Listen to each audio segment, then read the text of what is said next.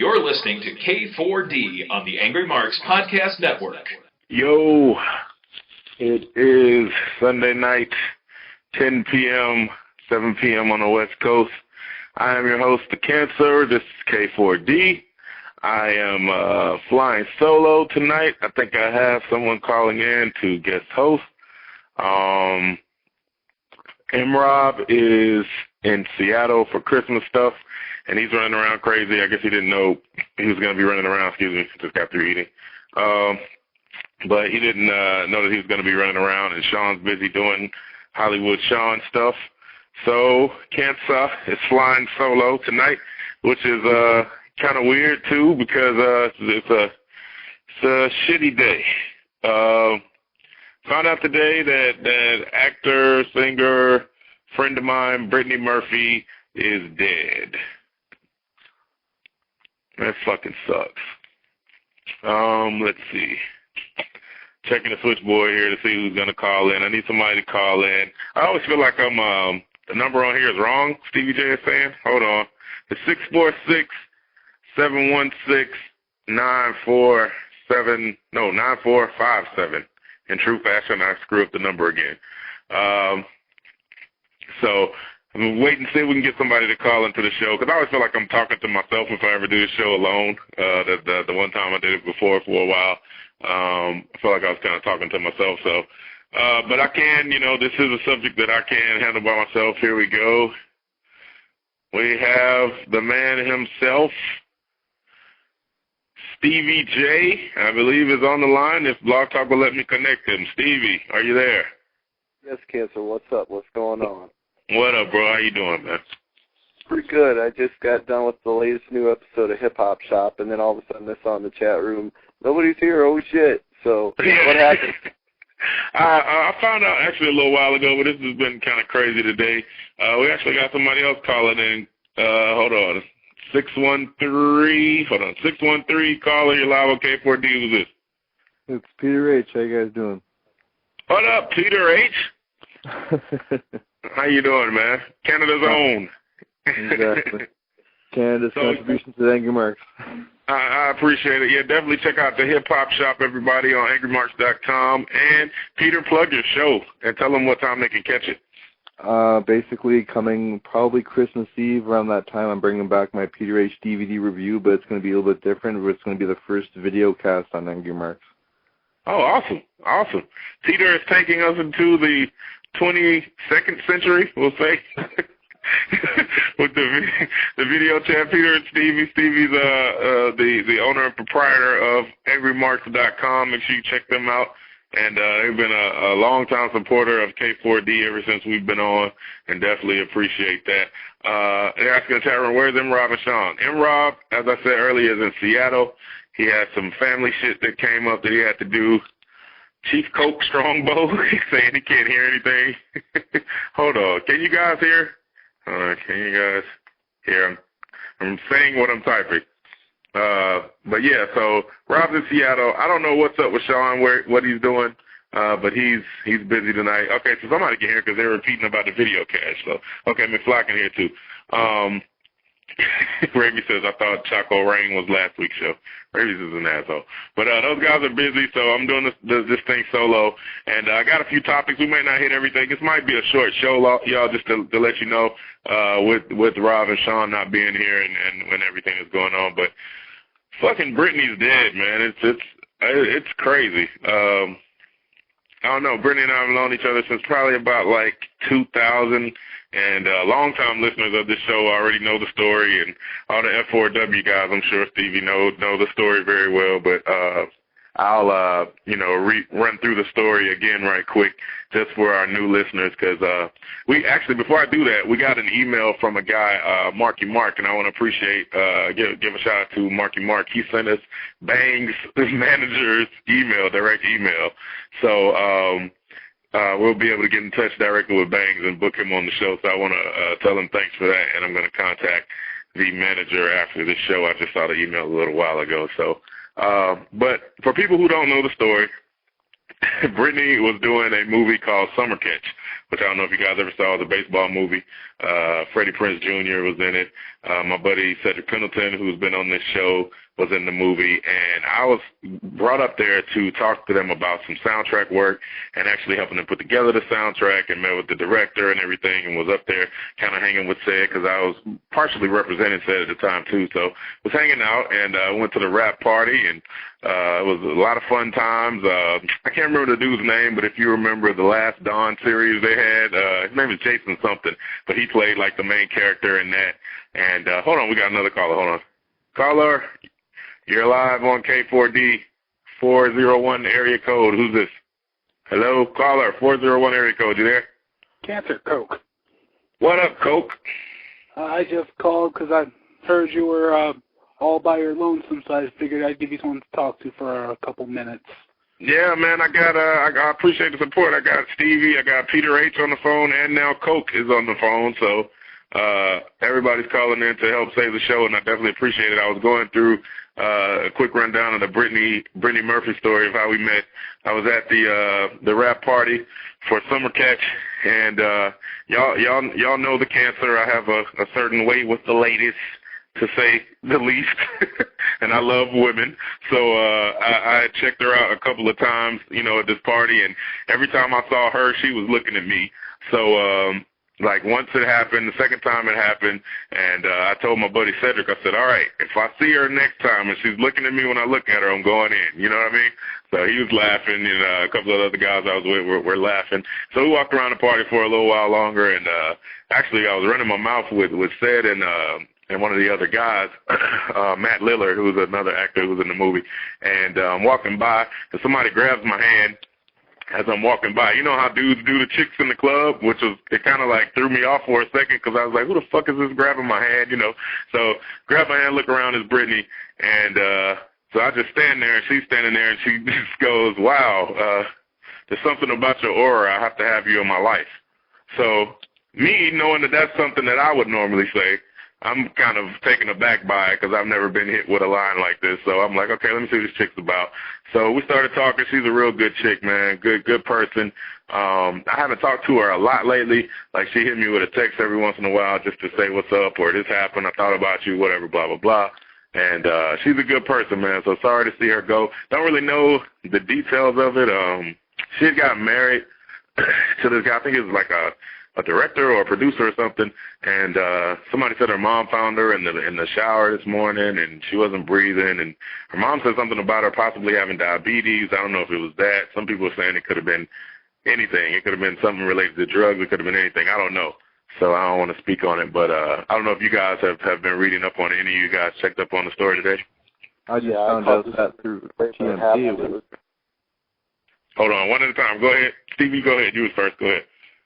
I saw the story like about 10 minutes after it broke on the New York Daily News, and I went on Twitter and Facebook, and the R.I.P. Brittany Murphys were already going up everywhere, and I made a post on there, and somebody immediately said, wow, the cancer's going to be devastated.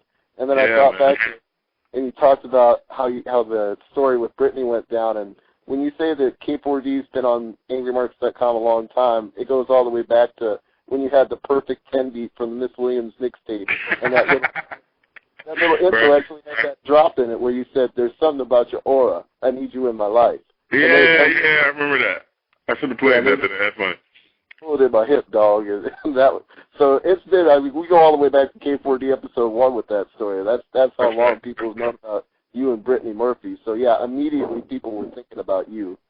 Yeah, definitely. Okay, he's a screenwriter, Brian Iguana said. What about you, Peter? Did you check out the story today? Is that even news in Canada, or I mean, not that you only read news stories from Canada, but I'm just wondering. I was checking on my BlackBerry on my Twitter. Like, I was leaving the mall with my girlfriend doing some last minute Christmas shopping, and I said, "Shit, Brittany Murphy's dead." And I was like, TMZ reporting. I'm like, "There's no way TMZ is getting a story right," because everyone was quoting the TMZ story. So I was thinking with a grain of salt, and then the more it hit, the more it's like, okay, this is starting to feel a little bit more real now. We're just picking off movies in our heads. What do we see her in? And everybody agreed in the car, Sin City was an amazing movie. Oh, yeah, Sin City was dope. 8 Mile was dope. The first time I ever saw Brittany, actually, and which I used to always make fun of her about because she was like I have a thing for the thick women. I like the thick women too. Not the out of control women, but the thick women. I like all types of women. So when she was in Clueless, number one, Stacey Dash, everyone knows, is one of my favorites of all time, and she was in a movie with Stacey Dash, and she was like a little bit thicker, and she did the Rolling with the Homies deal and all of that.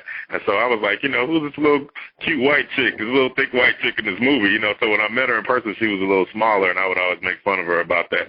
And I told her she had done her Hollywood slim down or whatever, but she started to get really slim after that. Like after like the Girl Interrupted and all of that stuff, she got really slim after that. So I don't know what was up with that. But what about you, Coke? Oh, who, me? Where? I'm sorry, I was just drifting, listening to the chat room.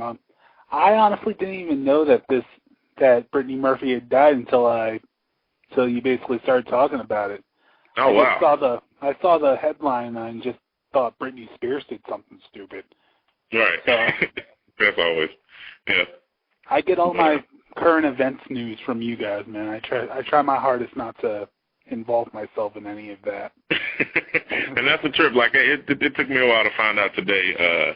I just happened to go online and look at something, and I got a couple of texts from a couple of people like this morning. But I was in the studio until like 5 or 6 in the morning last night, and so I was knocked out for a while today, so I didn't find out till the afternoon. But yeah, man. So sad day.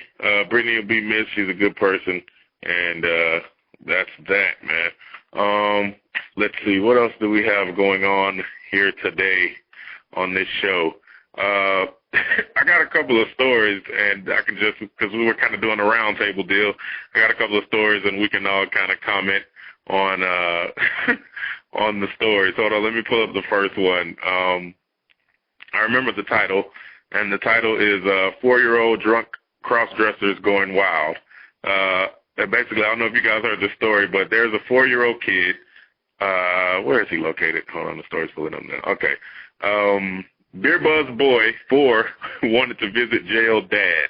All right, Chattanooga, Tennessee. This does not bode well for the South. But Tennessee investigators say a 4-year-old boy was found roaming his neighborhood in the night, drinking beer and wearing a little girl's dress taken from under a neighbor's Christmas tree. The child's mother, 21-year-old April Wright, told the television station that the boy wants to go to jail because that's where his daddy is. Wright said that she and the boy's father are going through a divorce. The boy was found outside his house in Chattanooga on Tuesday and was taken to a hospital and treated for alcohol consumption. I read another thing on this story, and basically what happened was she had put the kid to bed for the night. In some kind of way, he figured out how to get out of the door. So the kid gets out of the door. He starts roaming the neighborhood, right? He's 4 fucking years old. He starts roaming the neighborhood, and he runs up on a party. It's just like one of those crazy movies or something, like Harold and Kumar or some shit. It's one of those adventure stories. He like roams up to a party, and these guys are having a party, and everything's going crazy, and people are like, oh shit, it's a little kid in the grass with a fucking beer. I think he grabbed the beer at home before he left out the door. So he's walking around the neighborhood, 4 years old, with a beer, runs up to a party. They bring the kid into the house to try to stop him, get him out of the street. The kid, while they're not looking, he steals something from under their Christmas tree, which was a dress, and leaves their house as well. So he leaves back out on the street until when the cops find him, he's got a half-drinking beer in his hand, he's wearing a dress, and he's 4 years old. And if that ain't the South, I don't know what is. Yeah, I honestly thought you were describing an episode of King of the Hill, because this sounds like something Bobby did when he went to his next-door neighbor's house and started drinking a 40. Exactly. So, I don't know. It's pretty funny. How deep was this? How what? How deep in the South was this? It was Chattanooga, Tennessee, so. Okay. Pretty deep. It wasn't Louisiana. Yeah, it's like 45 minutes from Atlanta. I think it takes like 45 to an hour to get to Chattanooga. But who not from there? You said what? Nice, not from there. Yeah. So speaking of which, did you guys? I'm sure you guys heard about the Chris Henry deal or whatever. With him getting into it with his girlfriend and jumping in the back of the truck. And I don't know what the final thing was, but I kind of heard like he jumped in the back of the truck. They were arguing and she was trying to leave. He jumped in the bed of the truck and they took off. And I guess like she was driving kind of wild and he flew out the back of the truck and hurt himself and ended up dying. Is that pretty much what you guys heard? Yeah, and one of the NFL players today actually wore his jersey out during warm-ups. I think it was one of the guys for the Bengals, and the NFL immediately got pissed off and yanked the jersey off him and put out a statement saying that he was going to get a huge fine for that. And it's like they were best friends. That was one of his boys. He was just trying to, give a shout-out. Exactly. Right. Chad Johnson should just cut the check. Speaking of cutting a check, I was reading up on something. I think this was on TMZ because he and the girl were about to get married, and apparently he had some. I haven't really followed his career, but apparently over the last couple of years he had some problems. He had a car repossessed, and his attorney or his accountant said he was broke. So basically, his money for his wedding, it was his money, but the team was cutting it. Like he had put the team in charge of his finances, so the team had to cut his checks for his shit that he did for the wedding. So that was kind of smart, actually, of him, if he knew he was horrible with money, to kind of have the team in charge of his finances for him. Yeah, and that's what everybody was saying over the last couple of years. He had finally started getting his shit together, and he was being a good player for the team and being a good contributor. So it's really fucked up that his personal life was what, because he was being a professional on the field, but his bullshit with his girlfriend is what cut his life short. Right. And I mean, we discussed this on the show before, like your entourage, like how far do you take your boys with you? And it kind of segues into something else that I think all of you guys can come in with an opinion on. This thing with Lil Wayne, this happens to almost every rapper that I see. Like, the bus gets pulled over and, there's weed or what. And I read the story, and it didn't seem really like it was a lot of weed. It was like there was an undisclosed amount of marijuana residue found on the bus. It's like they were really looking for something because Wayne kind of throws it in everybody's face that he's such a weed smoker.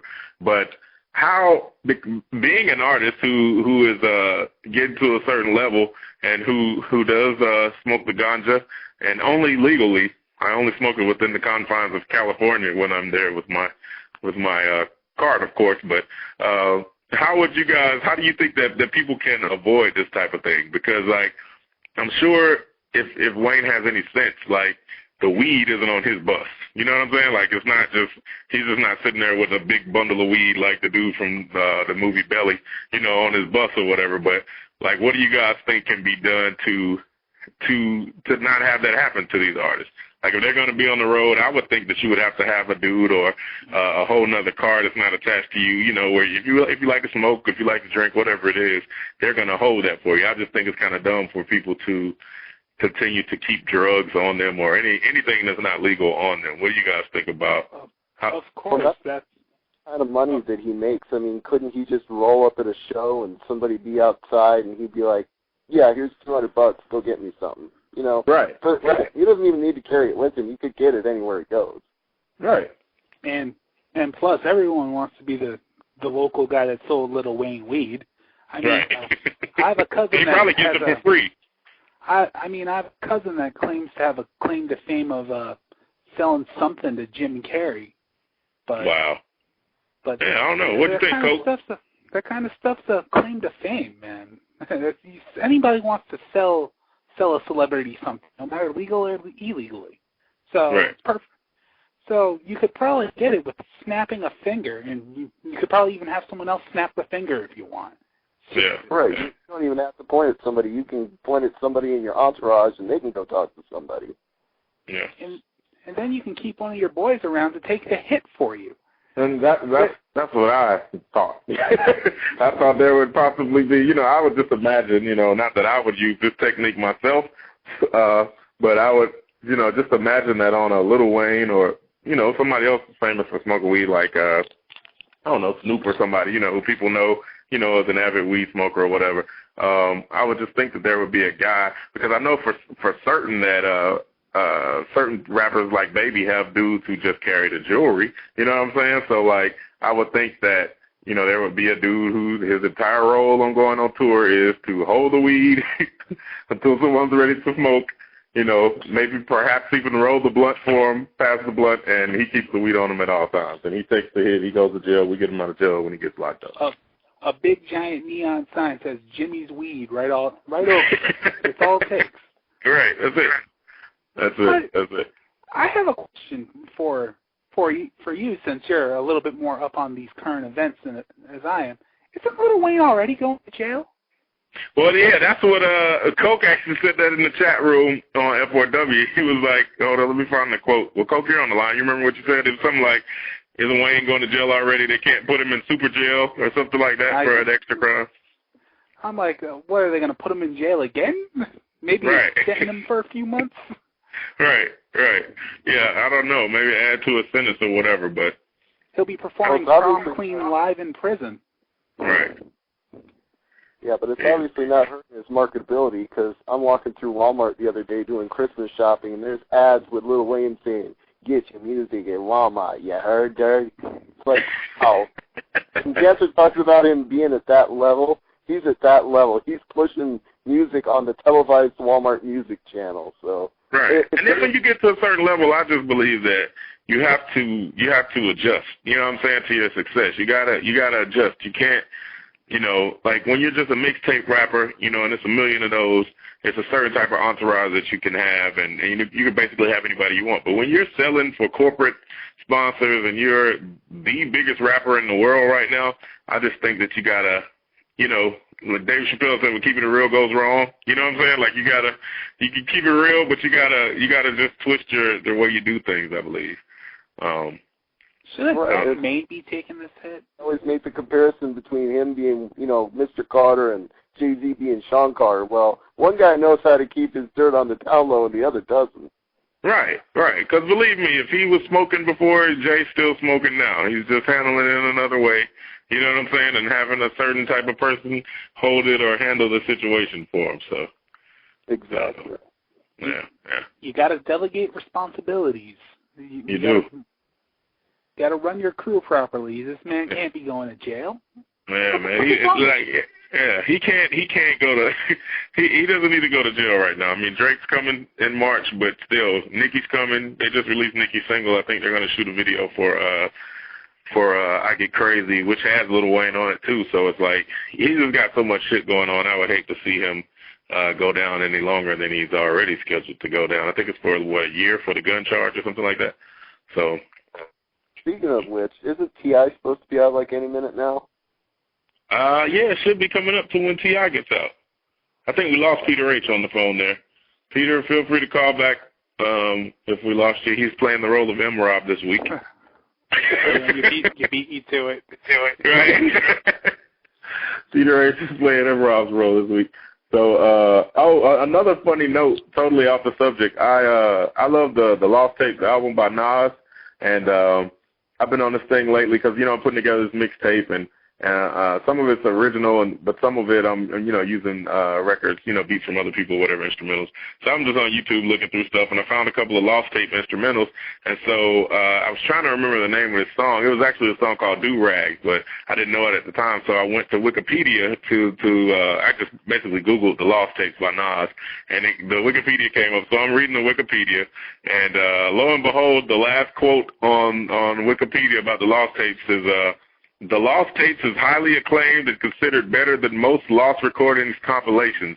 According to Steve Flash Juan of RapReviews.com, The Lost Tapes is far from the typical quality of rediscovered and unreleased material that most musicians put out between studio albums." And it goes on to do the whole quote of, no cameos, no hype, no bullshit. So we are speaking with a famous man here on the line, Mr. Stevie J. So I just thought that was funny, Stevie. I had a little chuckle today thinking about you on there. Think about that. Last year when we were doing the Las Vegas thing for the Figure 4 convention, while I was out there, somebody nominated my article on Wikipedia for deletion, and by the time I got home from the trip, it was already gone. So, boys, Lost Tapes review, but I can't even get a bio on Wikipedia without somebody pulling it. Wow. Yeah.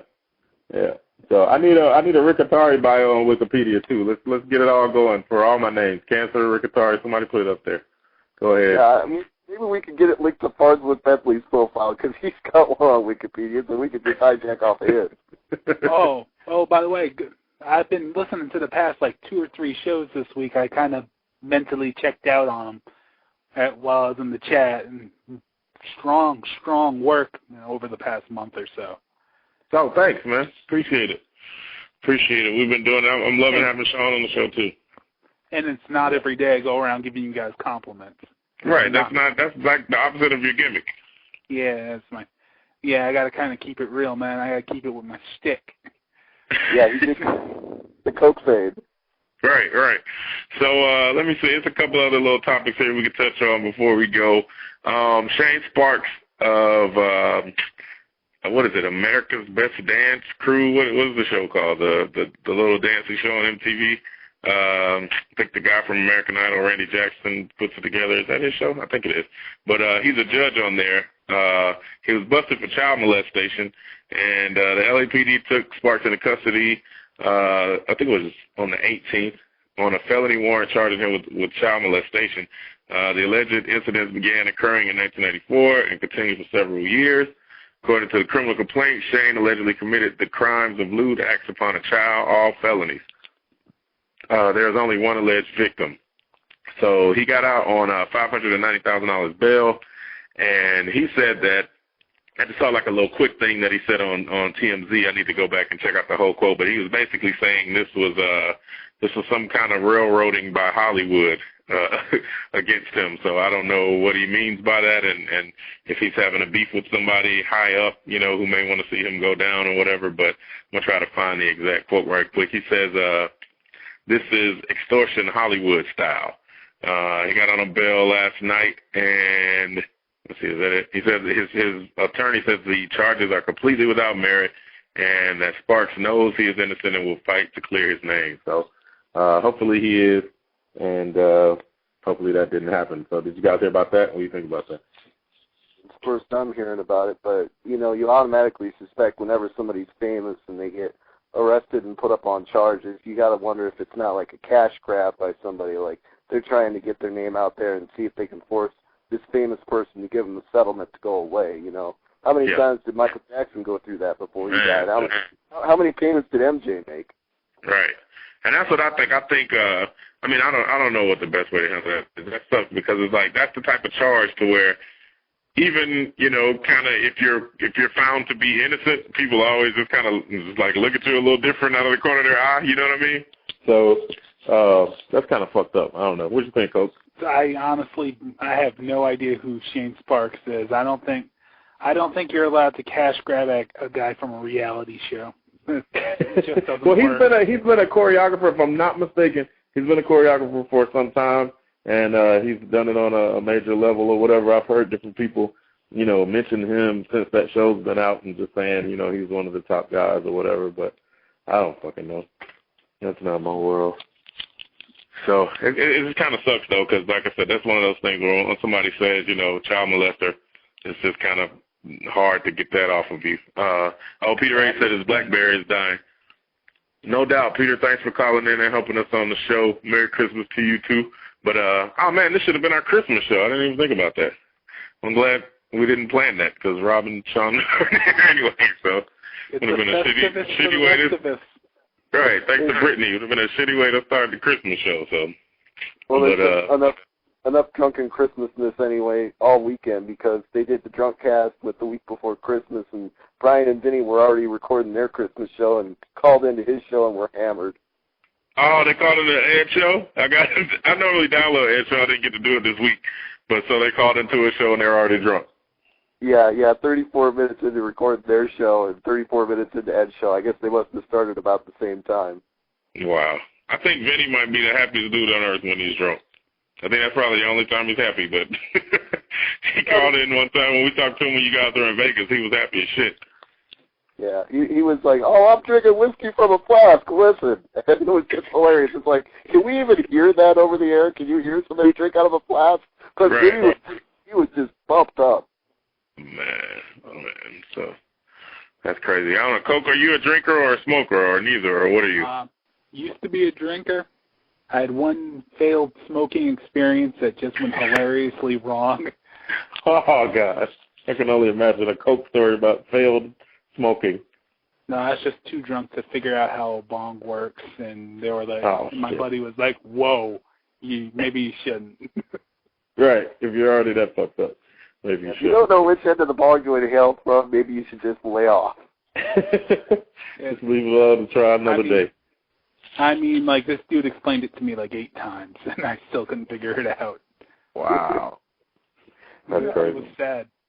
Yeah. Drugs and coke. All right, so let me see if there's anything else that makes any sense. Okay, so Coke, your nationality again is you're black, right? Let the people know who don't know. Okay, Coke's black. Stevie's the blackest white man of all time. So this may be an unfair conversation we're about to get into, but they are predicting that by 2050, white people will be the minority in America. Do you guys believe this? And how do you think it will affect? Will it affect anything? Will anything change? Stevie, since this is the subject, let's let you answer that one first. White is not a predominant genetic trait anyway. White is a recessive trait. So if everybody's fucking everybody, pretty soon we're all going to be brown. Huh. Pretty good. All right. So in the country, like just I guess just setup wise, do you guys think it will change anything at all, Coke? No, it won't affect me none. I don't really think, because I don't. From how I get that, I don't think the black man will be the predominant majority. Just maybe somewhere in the middle. So. Yeah, I think the Hispanic Latino race is supposed to be the majority race. I'll just get pulled over by a guy speaking Spanish. Okay. Awesome. Nothing to really change. No. White hasn't really been status for a while anyway, because there's like 2 billion people in China and 1 billion people in India, so it's like white motherfuckers have been on the out for a while now. Right. Yeah, and that kind of makes sense with the thing we were talking about last week with them saying the one-child law may be in effect here soon, and I just can't see them. I can't see American women, being that they kind of run what the fuck is going on here. I can't see them I can't see the soccer mom standing for the one-child rule. And well, I wouldn't worry about the soccer moms, because usually those are like your professional business women who have a career and have a kid that plays sports, and that's how they got the whole soccer mom gimmick. That's like the suburbanite yuppie moms. The ones that are going to protest are the Duggars, the ones that have like 19 kids and still don't get their tubes tied. Yeah. The octomoms of the world. Right. I mean, at like 12 or 13 kids, don't you just say, shit, that's fucking enough kids for one lifetime? I mean, what compels you to go on and have 6 more after that? Yeah. And I could even, and this may sound, chauvinist, but I can even see how a dude could screw up and do that more so than a chick, you know what I'm saying? Like I could see a dude, if he's just that type of dude, wherever he hangs his hat is his home type of dude,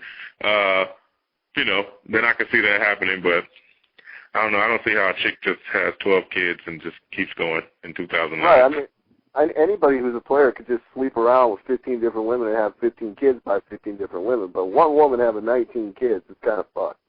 Yeah, that's kind of fucked. Speaking of which, I think Rabies is in the chat room, real deal.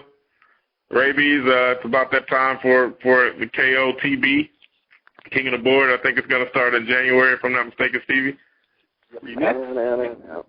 King of the Board. So I'm going to try to make some magic happen for this year's King of the Board theme song, as I'm sure everyone is waiting to see if I can top myself from last year. Which earlier. I've already put in the request that we don't end up in the same bracket, because I don't want to be competing against you. I wouldn't be all that upset if I ended up actually in the tournament. Right. And my thing last year was just like, it was like one day too late. Like the day I released it, I had just lost my match like a couple of hours before that, I think it was. And then I released the song, because I just did the song on a whim in like 45 minutes, and I wasn't planning on doing it until I started working on it. So this year I'm going to try to pack a couple of surprises and see if we can pull out another victory for Team Real Deal by way of musical vote bribery. But cancer. Yeah. What you need to do for I know this is a little bit unrelated, but what you need to do for your mixtape is get it sponsored. You need to convince someone to give you money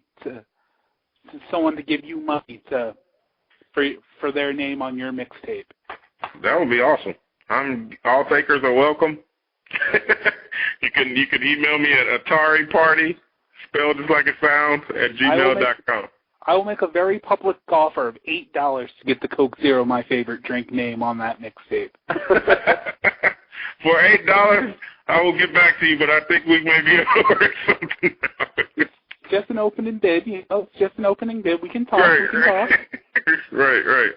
Shout out to everybody in the chat room who's here, man. It's like a few people coming in. JB and Bionic Iguana's there, and CXB, Rabbi Rabies, me, Coke, Stevie J, Extreme Tony, McFly's in there. McFly's kind of quiet for McFly. He's never quiet. Peter Rason's in there. So shout out to everybody in the chat room.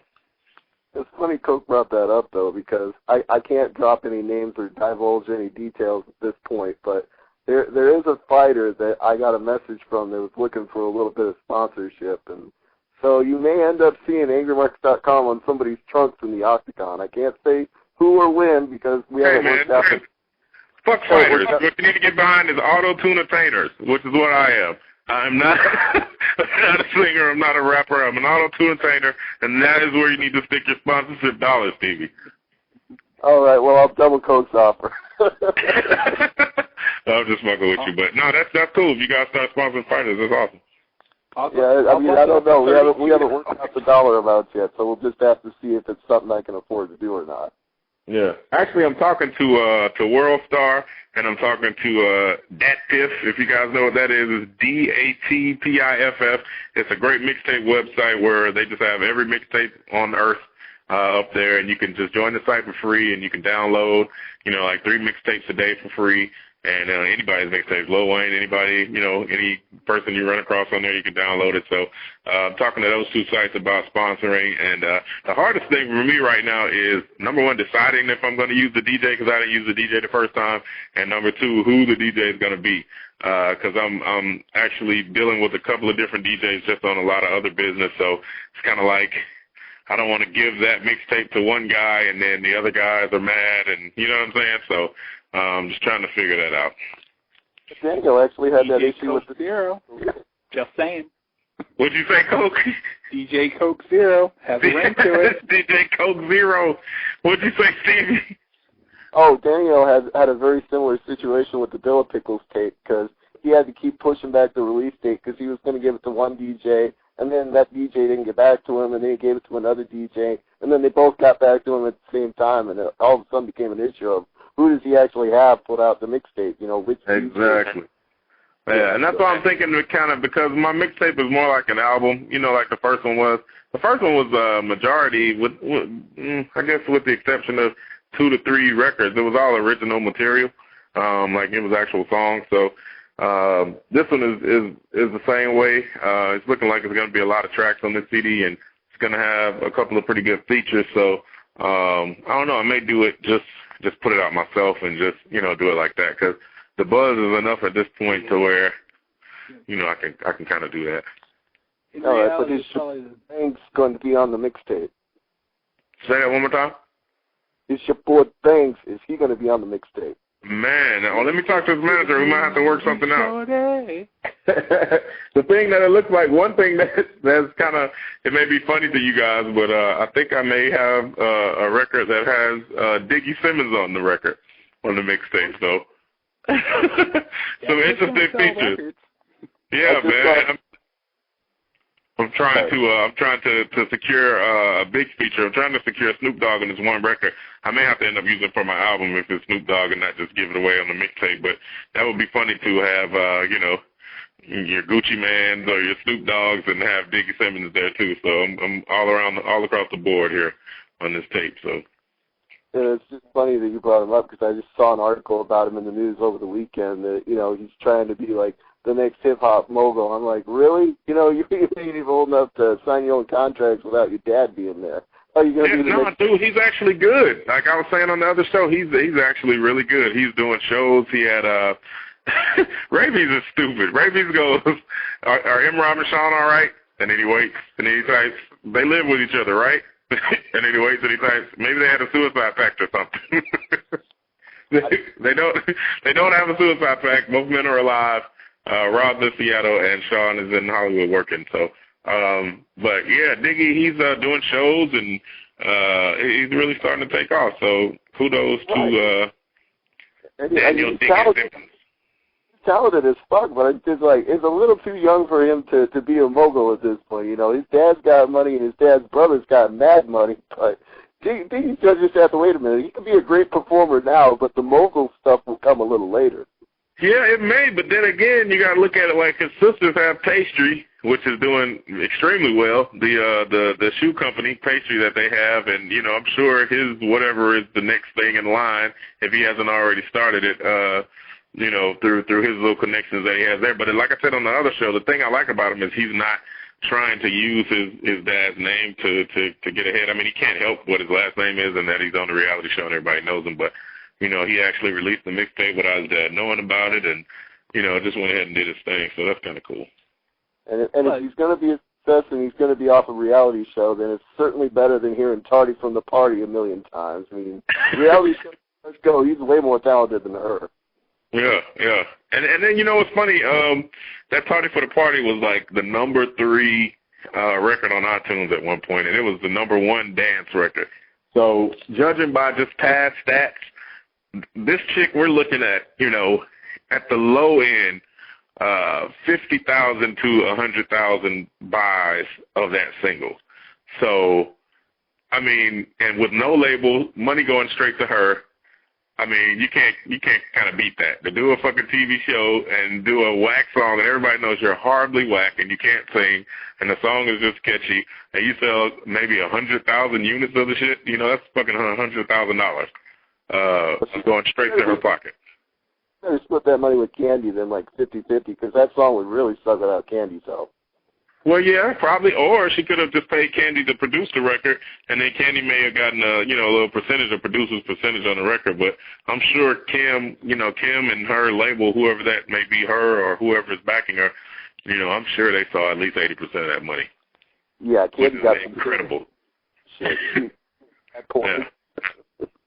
Yeah, man, which is incredible. So a lot of hand-to-hand record sales are happening now. That the J Black Christmas album that we did, we kind of got finished with it late, but it's actually been hand-to-hand selling crazy. And, like, even just in churches, he's been selling, like, today at one church, he sold, like, 500 copies of this CD, you know, at $5 a pop. So it's like $2,500 for sitting somewhere for an hour.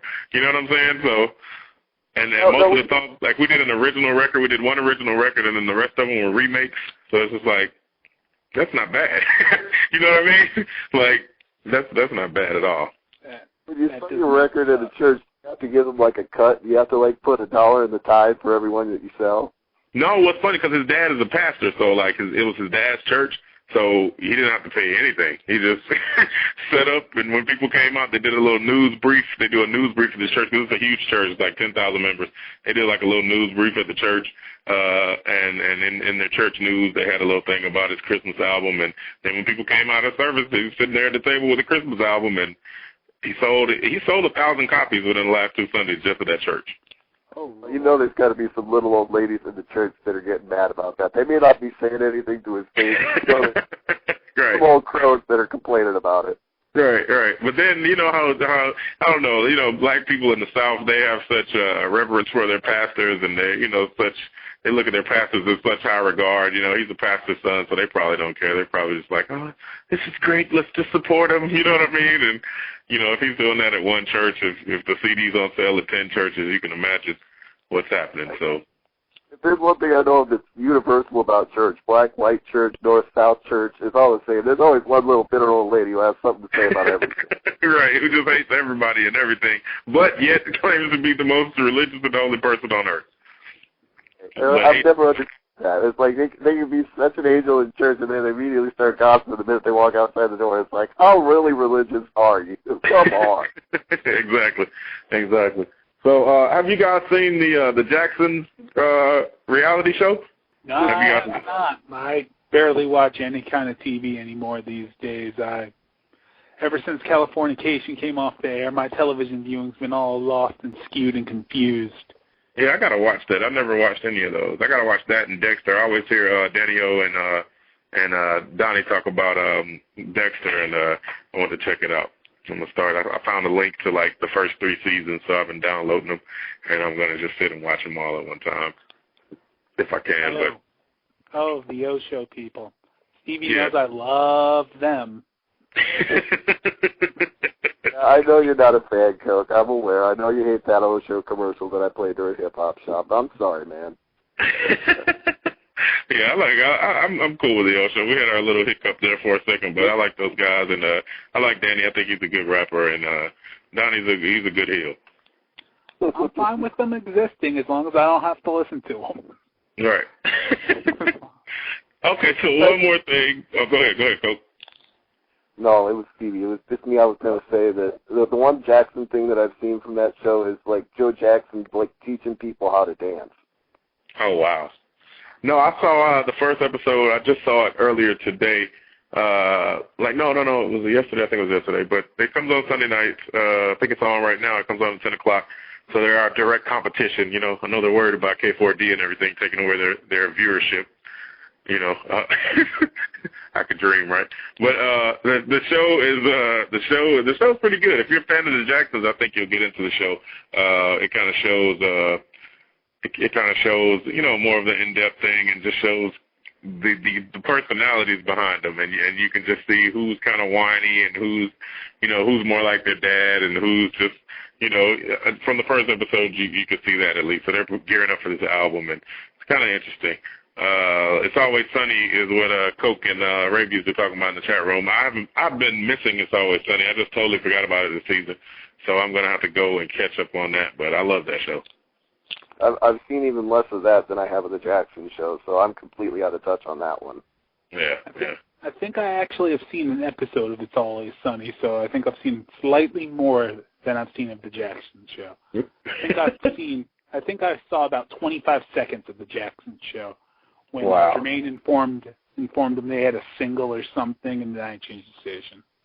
Wow. All right. One other topic I'm gonna hit, because I think we would have hit all of the topics pretty much except for the Indians. I may save them for next week because I was all hyped to get a rant going on black people, being that these Indians are getting their reparations. But I'm gonna say that for next week because my mood's kind of changed. So I'm going to save that for next week. But the last thing I do want to touch on is the story that says scientists spot a nearby super-Earth. And you ask yourself, what the fuck is a super-Earth? And it says astronomers, this is from CNN, and it says astronomers announced this week that they have found a water-rich and relatively nearby planet that's similar in size to Earth. While the planet probably has too thick of an atmosphere or is too hot to support life similar to that found on Earth, the discovery is being heralded as a major breakthrough in humanity's search for life on other planets. And it says the big excitement is that we have found a watery world orbiting a very nearby and very small star, said David Chaberneau, or whatever, a Harvard professor of astronomy. And the thing is, the planet is called planet GJ1214b. I don't know why. That's the name. It's 2.7 times as large as Earth and orbits a star much smaller and less luminous than our sun. And they said that's significant because for many years, astronomers assumed that planets would only be found orbiting stars that were similar in size to the sun. So basically it's like another Earth that's more watery, and it has life on it, not the type of life like us walking around, but it has life that's living on this planet. And I don't know, man. The more stuff that comes out, each year, it just seems like more stuff is slipping through the cracks and more information is coming out of there.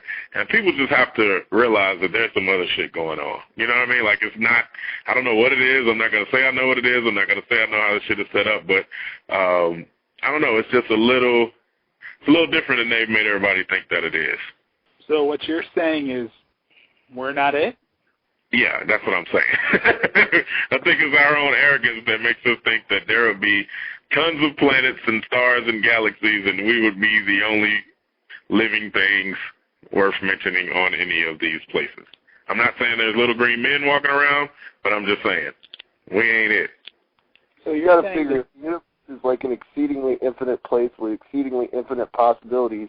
Even if the chance of life on Earth was like 10 trillion quadrillion to 1, the universe is so big that there could be another planet out there that had that exact same chance and got it. So we can't assume that we're alone in the universe, not by a million degrees. Exactly. What do you think, Coke? So you're saying the peak of evolution it isn't Juggernaut? Well, Juggernaut is the peak of evolution. He is the apex of life itself. He is the Christ to Jesus is Jesus Christ. I do think that there could be some other life. I don't know. Rabies exists, ladies and gentlemen. He is real. I know this for a fact. He is real, and he is real deal. So anything is possible. Shout out to Rabies in the chat room. He's going on about Jesus Christ, and Sonny is like, if Jesus Christ wrote a funny, awesome TV show, that'd be it, because Jesus would be humorous and down to earth in real life and shit. And then he says, so we should start the Earth Army as soon as possible to get ready for the intergalactic war. You know what's funny? I don't want to get off on a religious spin too much, but it's like, you know how you're not supposed to make fun of the Prophet Muhammad because that's considered sacrilegious to Muslims, and assalamu alaikum to all my Muslim friends out there. But right.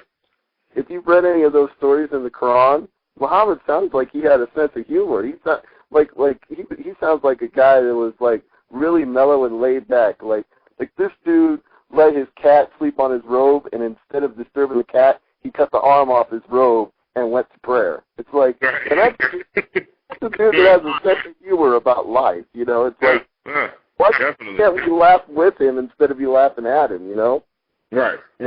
Definitely. And just the fact that there is such a fear, that people have when talking about anything with the Muslim faith, like, it's such a fear because, people are like, oh, my God, like we talked about that movie, I think, about a month ago that's being made, and people are talking about they're going to bomb the theaters before the movie can even come out, and just for that fact, you can see how if treated with such a secure, type of deal and such an urgent type of deal, you can build up your God or whatever God you pray to or whatever to such a degree that people will be scared to speak out against them. And I think that they still kind of have that, I don't know if it's just a respect or if it's that kind of setup within their religion, and Christianity is kind of, a little more, I guess, open now. People are finding more holes in the stories and things like that, so they're able to talk about it. And there's not a lot of Christian groups. There's some, I'm sure, but there's not a lot of Christian groups that are just like,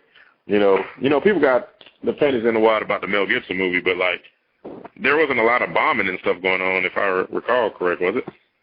Right. No, it's not like people get mad and threaten to bomb Mel Gibson's house because he made The Passion of the Christ. It's like, right. You just don't see Christians get that mad that Jesus Christ comes up in a conversation. Well, maybe there are a few, like, ultra conservatives, but your general day-to-day, people don't get pissed off if you drop JC in a convo. Right. It's so funny because my mom, as I told y'all before, is like really into church. She's really into it. I wouldn't quite call her a Jesus freak or anything like that, but she's very into it, and she'll just have conversations with me, or she'll hear me talk sometimes, and I just see the eyes roll back in her head, and she's just like, God, please help my son. He's such a fucking heathen. Like, please help this fool. Lord, help this boy. Man, help this boy. I've done everything I can. Yeah, exactly. That's exactly what she says. I've done everything I can. He's just an asshole. Please forgive him and help him. So I've had the same conversation with my aunts, my brothers. Almost everybody's mom is like that. I'm sure my mom will look at me like, you don't go to church every Sunday, and here I am, looking at the church dinner and giving people free food and everything. It's like, what are you doing? Come on. Right, exactly. So I don't know. But I definitely appreciate you guys doing the show with me, man. We've made it to the end of the hour. I didn't even think we were going to go 20, 30 minutes, but I appreciate you guys helping me lift my spirits a little bit, and everybody in the chat room staying with us. And we'll be back next week, and I'm pretty sure the guys will be here when we come back next week. But want to wish you two guys, Coke and Stevie, and everybody listening and everybody in the chat room, a very Merry Christmas, and maybe we'll have a little party atmosphere next week going into the new year and get it done like that. What are you guys' Christmas plans? I'll let Coco first. I got to do all of my Christmas shopping in the next 4 days. Yeah, I've been there. I went online this year. I did the online thing. I thought about it, and I was sitting there, and we were talking like, okay, we got to get all these gifts and stuff and presents and shit. What are we going to do? And I was like, fuck, online. Let's do it online. So went online and got all the stuff, and I'm pretty much done. I got to get a couple other things, but I'm pretty much done for the first time this early and maybe ever. I'm thinking I'm going to try to do all my Christmas shopping from porno shops. That's awesome. Be some happy gifts right there. Happy Stevie, what about you? awkward this year. Stevie, what about you? What are you getting to for the holidays?